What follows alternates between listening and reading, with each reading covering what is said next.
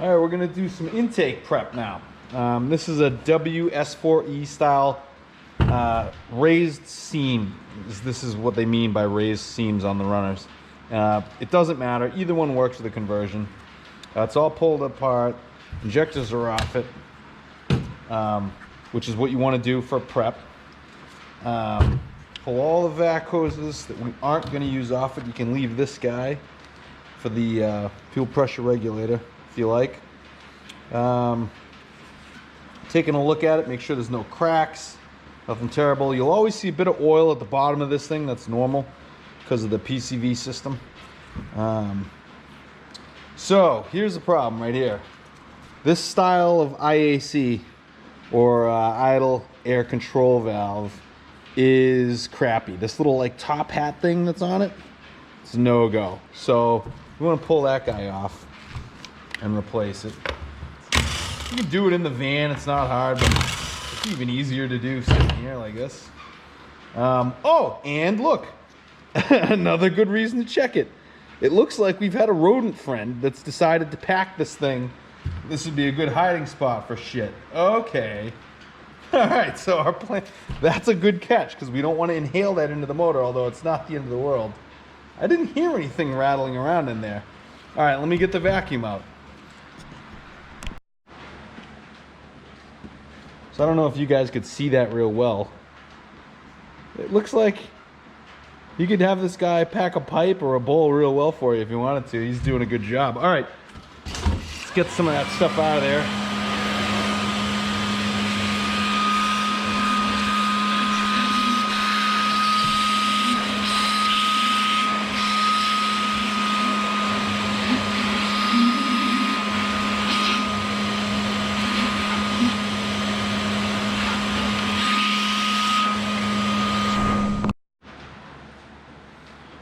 All right, so I cleaned that out and I actually washed it out as well with hot water,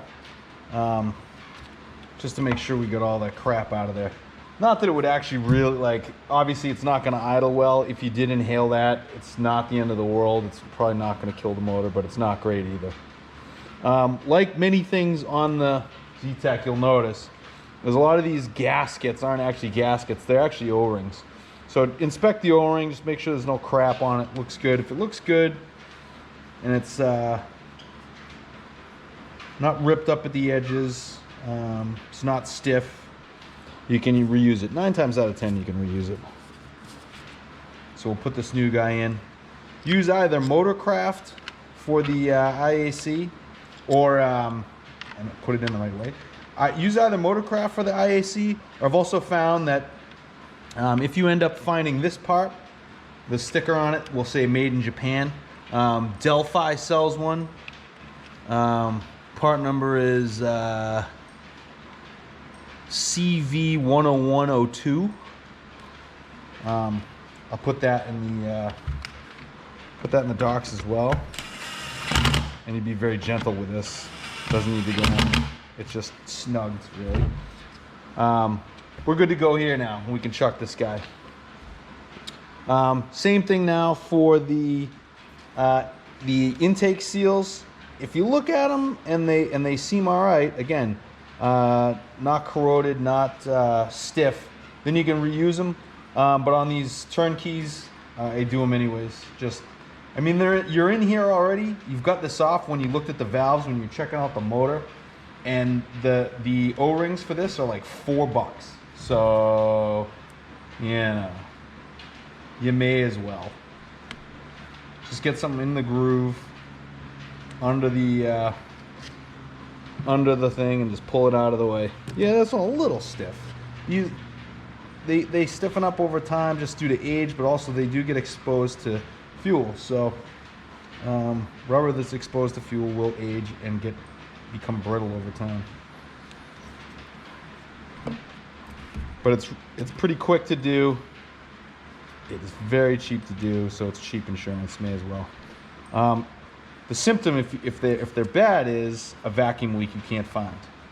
And it won't be a terrible vacuum leak. It'll just show up like a mild fuel trim problem. And it's more of an annoyance than anything. It won't cause a no start or a no run. it'll just be annoying.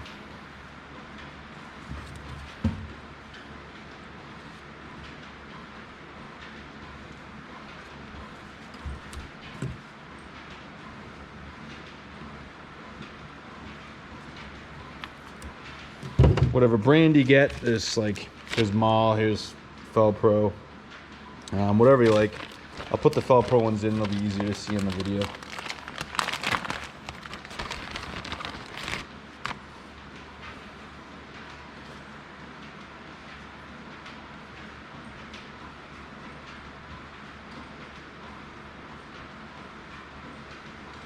Check the groove for any crap when you're putting them back in. You shouldn't have anything in there, but use common sense.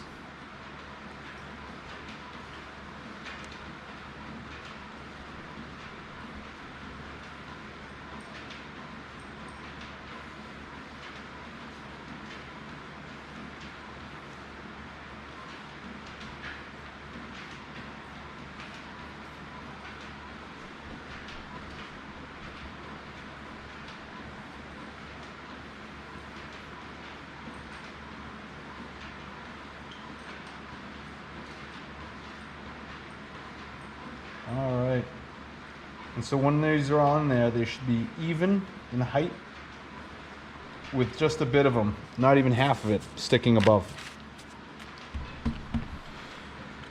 Alright, and again, make sure there's no other, now would be the time to repair it as well if there's any cracks. It's a thermoplastic. Now is also the time if you've got the vacuum inlet nipple, to replace this finger trap style of connection. Now's the time to do it, which I'm going to do as well. There's another video for that.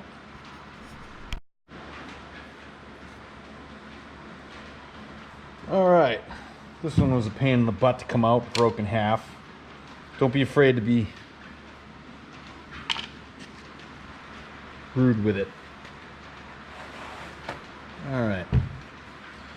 So we've also got the, so I've got RTV out anyway for this guy, so I may as well, this is what I do anyway.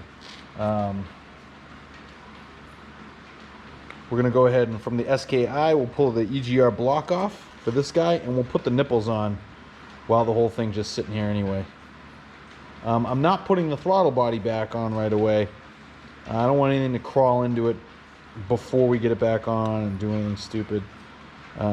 Into the runners and stuff, and we could tape the whole thing off, or you just leave it open so that you can see it and shake it around before you put it back on. Or unless you're doing it right away, go ahead and put it back on.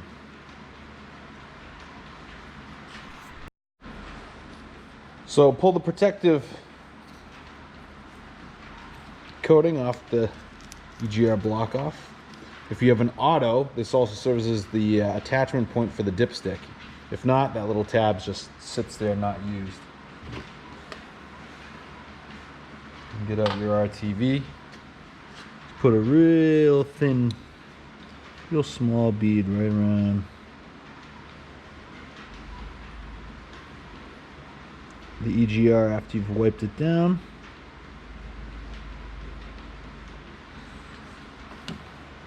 And then install the EGR block off.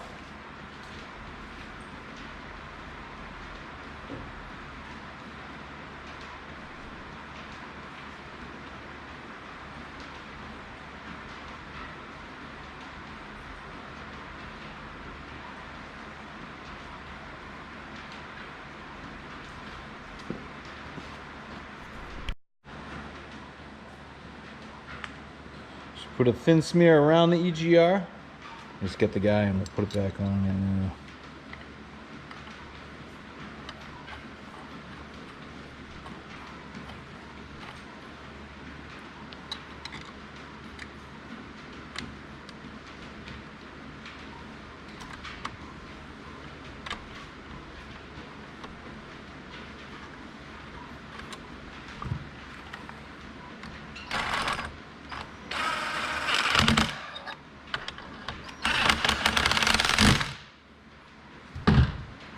All set.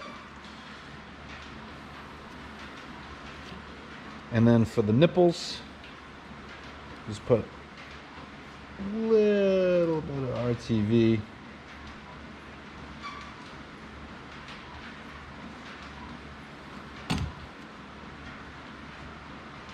Twist them on. Just spread the RTV around.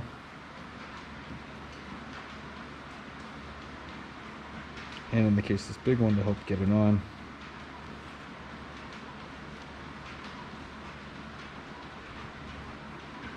Twist them all the way down.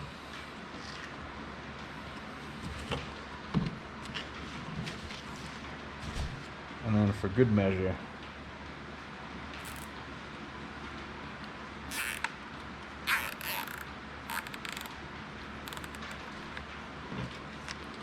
so typically these won't come off. The only way they can come off really is if you've got some kind of run problem and a backfire, say a lean pop, they can get blown off, which will then cause a vacuum leak. This helps prevent that.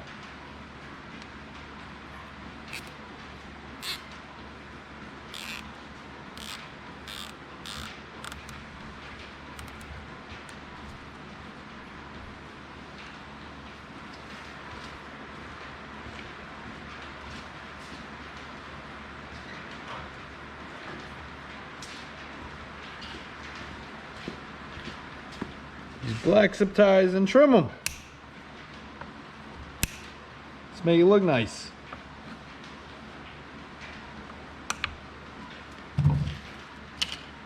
All right, so we've got the intake nipple, EGR is all set, the IAC is all set, all of our gaskets up here are all set. We've checked it for cracks. We've put our block off nipples on. This guy is fine or not at this point. Doesn't matter. And we removed all the crap from our rodent friend inside. Got a little bit of oil in there still, no big deal.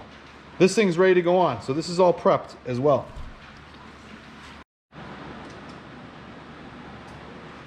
All right, so I'm ready to throw this guy back on.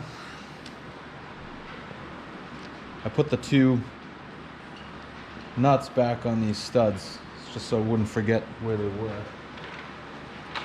So I put my other 5 bolts back in the manifold already. They're just loose. Slot these onto the studs. Just get the top 2 going so it doesn't fall.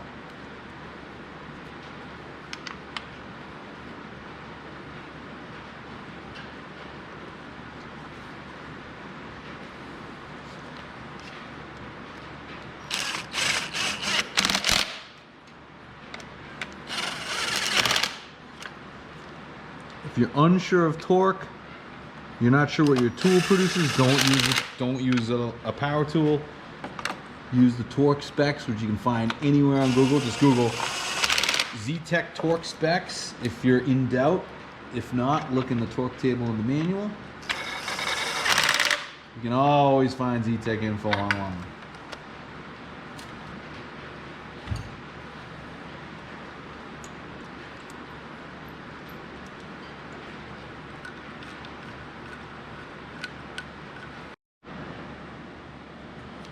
Okay, so we'll throw the throttle body on. We'll just give it a quick inspection first. Check it for crud, clean it if there's anything there.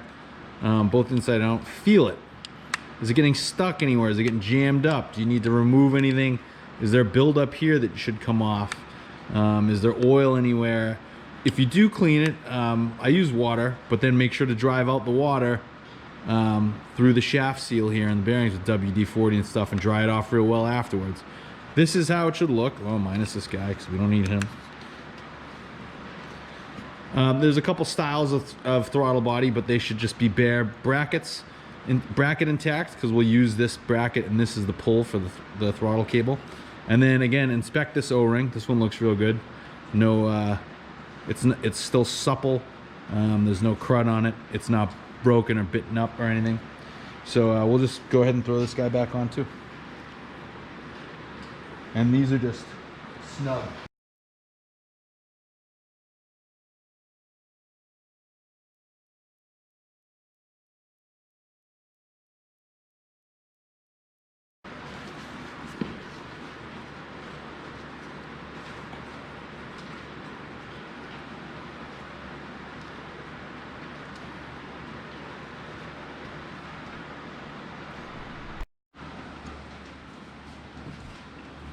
All right, next thing we'll do is we'll clean up the rail here and get it going.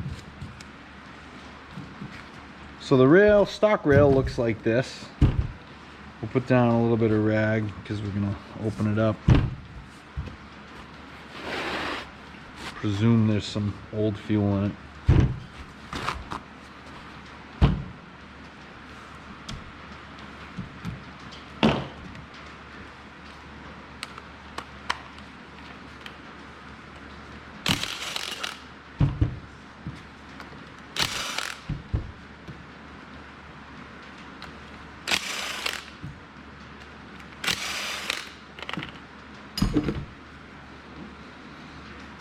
The whole rail is held together. Everything's sealed on the rail with the same fuel injector O-rings in case you need to replace them down the road at some point.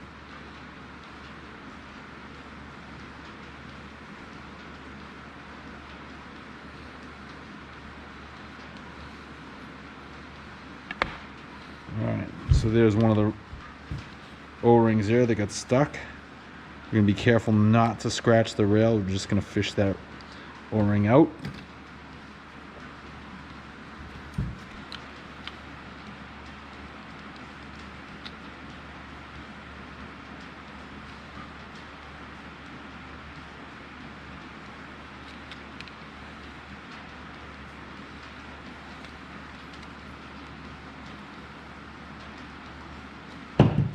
Okay. And then look down the rail, make sure there's nothing obviously terrible in there. It's looking all right. And then we can also look at the bottom of the injectors here. And there should be 4 little tiny dots in there. Just look for any kind of corrosion. If they're gummed up with old fuel or anything, obviously to the eye, that's a bit of a problem. You'll want to clean them yourself or send them out, have them cleaned, which is more money. You don't have to do that. Take any crap off the old. These O-rings look to be in pretty good shape. Again, when you're inspecting rubber seals, you don't want them to be collapsed. You want them to be supple. No erosion on the rubber at all, like bites taken out of it or anything like that. Cuts, anything like that, you don't want. This doesn't look too bad.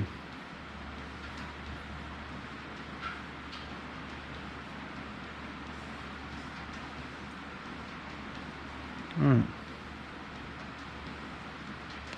So now you've got the bare rail. Come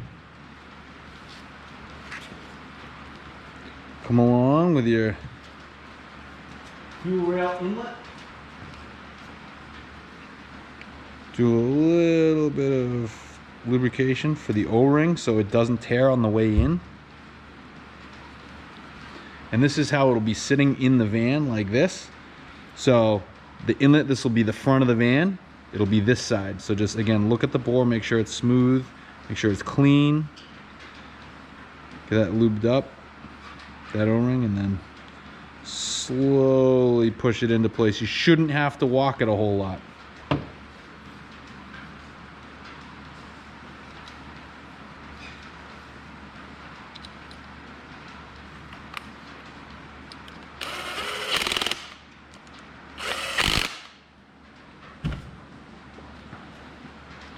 And then our regulator goes on.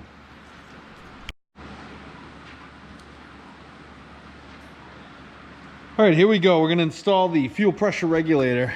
We just replaced the block off with the inlet nipple that faces the front of the van.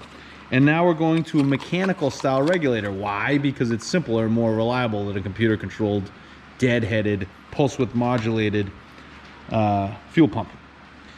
Same thing. For the contour regulator, just give it a little squirt.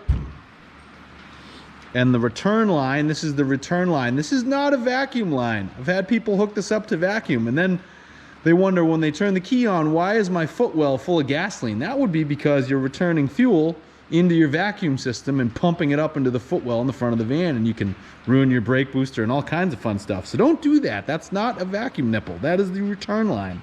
This little guy is the vacuum nipple.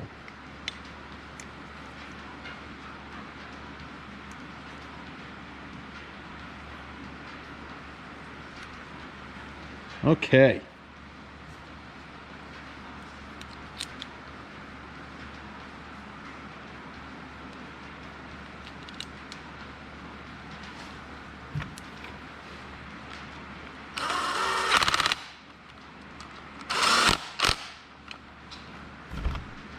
All right, this is all ready. Let's put it on the motor.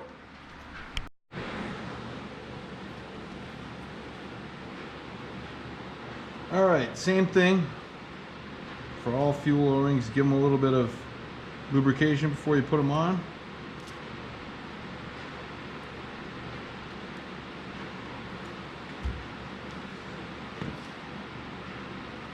Make sure that the holes they seat into are all nice and clean as well.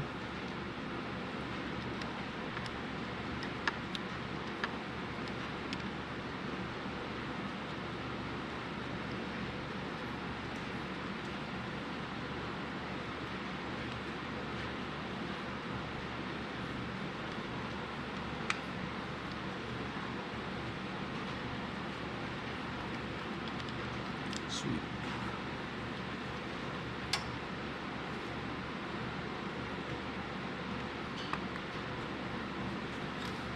And just giving a little bit of walking motion and constant pressure, you should be able to get them to seat right in there.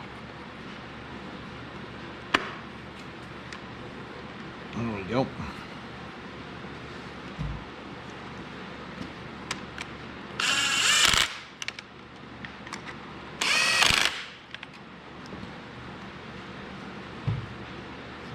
All right, so the only thing we haven't done yet is free up the injectors, and we'll do that later in the process. We're just getting the motor all prepped now.